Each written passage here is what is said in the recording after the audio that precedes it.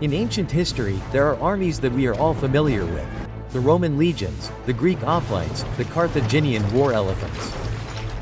But there is one that is rarely mentioned, which nevertheless played a key role in some of the most important battles of its time. They moved fast, struck unseen, and disappeared before the enemy could react. They did not use heavy armor or elaborate tactics, just speed, marksmanship, and incredible skill on horseback. They were the Numidian Cavalry. Who were these desert horsemen really? Why did Rome fear them so much? And how did they end up fighting both against Rome and alongside it? The story you are about to learn is one of those forgotten pieces that completely changes the landscape of antiquity.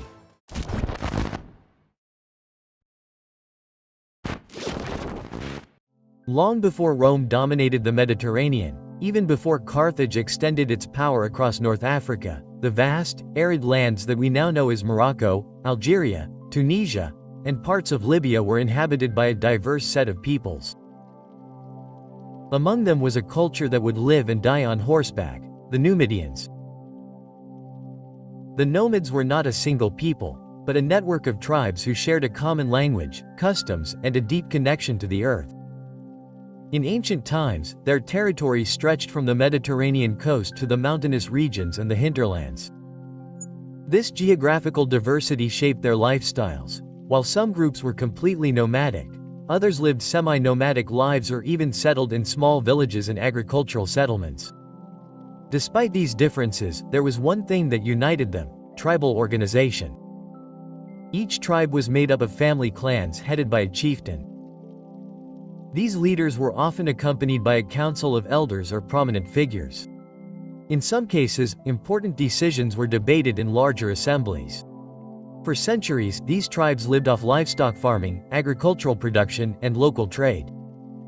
There was no centralized state, but at critical moments the tribes would unite under a common leader to face external threats or expand their influence. It was precisely at these times that the first Numidian kingdoms emerged, true tribal coalitions with broader political and military aspirations.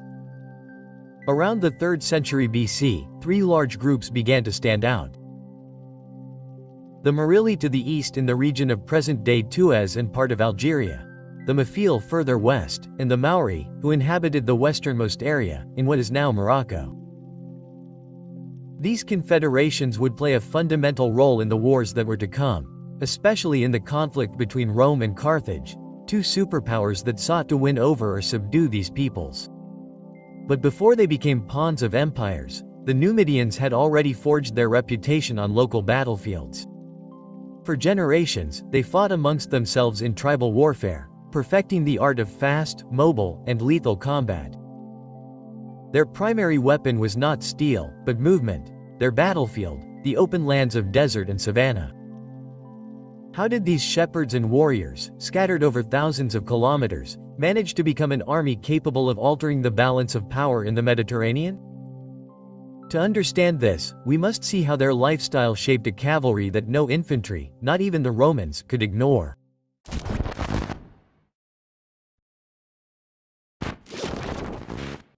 For the Numidians, horseback riding was not a skill learned through military training.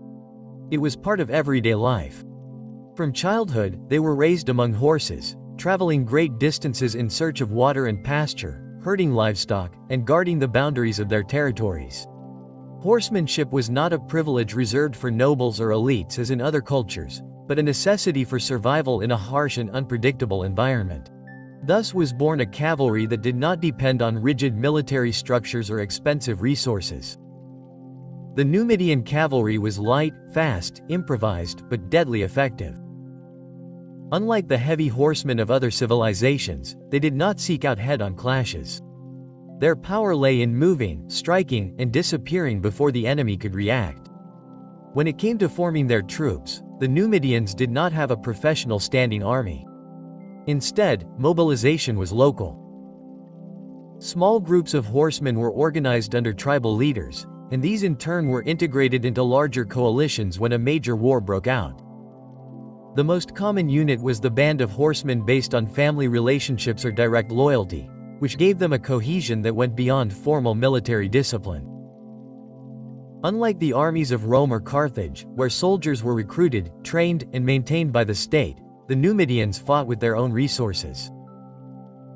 Each warrior carried his own horse, his own weapons, and chose when and how to fight. This independence made them difficult to control, but also impossible to predict on the battlefield.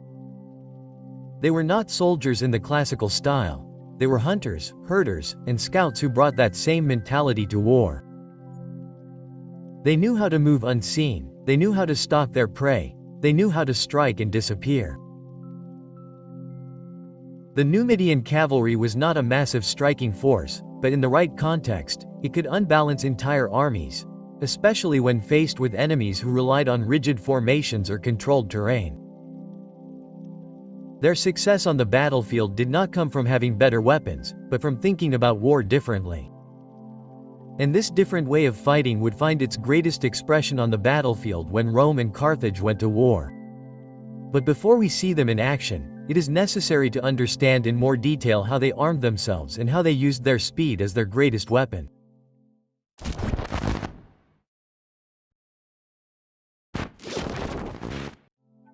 When we think of an ancient war horseman, we may imagine shiny armor, long spears, and horses covered in armor. The Numidians, on the other hand, broke with all these norms. Their strength lay not in the hardness of their equipment but in its lightness. They did not need to impose themselves visually, they needed to move, attack, and disappear. Most Nomad horsemen rode without a saddle, without armor, and without a bridle. They used a simple rope tied around the horse's neck to guide it. These small, sturdy horses, raised in difficult terrain, were agile like few others. This way of riding, almost primitive in the eyes of the Romans, gave them a direct connection with the animal and a freedom of movement that surprised and frustrated their enemies. Their clothing was minimal: simple tunics, animal skins, and sometimes ornamental ornaments. Only the wealthiest could afford some type of metal protection, such as a simple breastplate or a helmet. In general, speed was their armor. Avoiding direct contact was their best defense. As for weaponry, their main weapon was the javelin. Each rider carried several of these throwing weapons, and they threw them with precision, even at great speed. In close combat, they could use these same spears as stabbing weapons or resort to short, curved swords, ideal for rapid attacks from that horse. They also carried small, circular shields, covered in leather, useful more for deflecting attacks than for parrying blunt blows. And since each warrior carried his own equipment, there was a great variety of styles adapted to individual preferences, but the real secret of the Numidians was not what they carried, but how they used it. On the battlefield, the Numidians moved like a sandstorm, unpredictable, fast, impossible to catch. Their tactics were based on constant harassment. They attacked from a distance with javelins, harassed the enemy flanks, and retreated before the counterattack. One of their best-known moves was the feigned retreat. They would provoke enemy infantry or cavalry, making them believe they were fleeing, and then turn sharply and attack from the flanks or rear once the enemy had broken formation. This tactic was devastating against less disciplined soldiers and extremely frustrating, even for the most experienced. The Greek historian described their movement as like that of a flock of birds, impossible to contain, impossible to predict. They would attack, disappear, and attack again from another location. In major campaigns, they were also used for reconnaissance, ambushes, and sabotage. They would destroy supply lines, intercept messages, and ruin enemy morale by giving them no respite. They did not win wars in open battles, they won them little by little, weakening, dividing, and exasperating the enemy.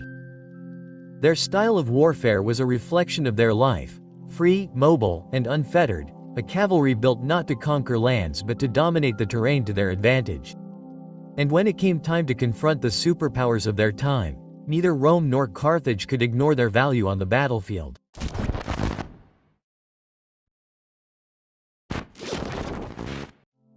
In a world dominated by empires, alliances were worth as much as a well-thrown spear, or more. The nomads were not only swift warriors, they were also key players in the larger geopolitical game of their time, the confrontation between Rome and Carthage. For centuries, the Numidian tribes fought among themselves for territory, pastures, and power. But when Carthage began to expand from its coastal base in North Africa, it encountered these peoples in its path. At first, the relationship was one of subtle subjugation. Carthage paid tribute to nearby peoples to ensure its survival. Later on, that relationship became more complex. Beginning in the 5th century BC, the Numidians began to be hired as mercenaries. Their light cavalry were perfect for complementing the heavier and slower Punic armies. Thus, they began to appear in military campaigns further and further away from their homeland, such as in Sicily, facing the Greeks and Romans. The turning point came with the Second Punic War in 2181 BC, when Nibal Barca, one of the greatest commanders in history, crossed the Alps to invade Italy with a motley army and, yes, with Numidian cavalry at his side. From the beginning, the Numidians were key to Hannibal's success. At the Battle of the Tithonus River, they were the first to clash with the Roman cavalry, easily defeating them. Shortly after, they lured the enemy out of the camp, only to ambush them from the flanks, causing total chaos. And in the year 216 BC, at the famous Battle of Cannae, the Numidians executed one of the most decisive flanking attacks in military history. While the Carthaginian infantry trapped the bulk of the Roman army, the Numidians swept along the flanks, preventing any retreat and ensuring the final massacre. However, their loyalty had limits. The Nomids were not a single bloc and their alliances shifted according to what benefited them. Some supported Carthage, but others saw in Rome an opportunity to strengthen themselves. Here enters a key figure: Massinissa, Prince of the Miri. Initially an ally of Carthage, he changed sides and joined the Romans. It was a masterstroke.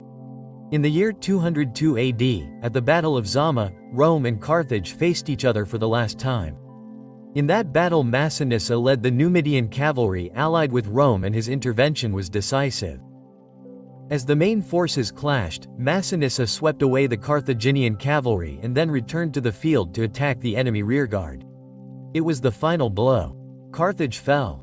Rome triumphed. As a reward, Rome supported Massinissa in unifying the eastern and western tribes. The Kingdom of Numidia was born, the first truly unified kingdom in the region, with Massinissa as its king. But the story did not end there. In the following decades, the Nomids continued to be a significant political and military force. Some fought against Rome, as in the Jugurthine War of 112–105 BCE, in which they used their old harassment tactics to keep the legions in check. Only an experienced general like Gallus Marius and a carefully planned betrayal managed to defeat them. During the Roman civil wars, they again played an ambiguous role. They supported first Marius and then Pompeius against Julius Caesar, which sealed their fate.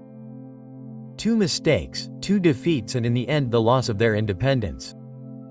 The Numidian cavalry went from being an external actor to becoming an ally, an enemy, and finally a subordinate of the Roman power.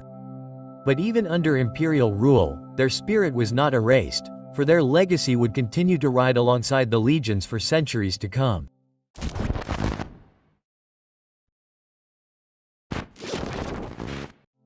The history of the Numidian cavalry did not end with their defeat. In fact, in a way, that was when their transformation began. After the Roman civil wars, the territory of Numia was officially annexed to the empire. Their tribal structure, culture, and way of life did not disappear immediately, but they did begin to blend into the new order imposed by Rome. However, the Romans did not make the mistake of underestimating their skill. Quite the opposite. They recruited the Numidian horsemen as auxiliaries, incorporating them into their campaigns in Hispania, Greece, and even in the wars in the east. Although they were no longer an independent people, their light cavalry continued to be an essential military tool for the legions. Over the centuries, the Numidian identity gradually faded away. The term Numidian cavalry has become an anachronism, but the Vir peoples of North Africa, direct descendants of those ancient warriors, continued to fight on horseback for generations, upholding their reputation as fast, skilled, and hard-to-catch riders. Even after the fall of the Western Roman Empire, when new kingdoms emerged on the ruins of the classical world, The African light cavalry model would continue to be present in the wars of the Mediterranean. They were the precursors to other nomadic cavalry units that centuries later would face Byzantine or Islamic power. Because the legacy of the Numidians is not only in the history books, it is in every army that understood that mobility can be more powerful than brute force. In every commander who learned that sometimes not winning a frontal battle is the key to winning a war. Thus, the Numidian cavalry, born from the deserts and mountains of North Africa, left its mark not only on Rome, but on the universal history of the art of war. If you found this story of speed, strategy, and adaptation fascinating, don't forget to subscribe to discover more forgotten episodes from the past that changed the world. Because history is not always written by the victors. Sometimes it's written by those who knew how to disappear before being defeated. Yeah,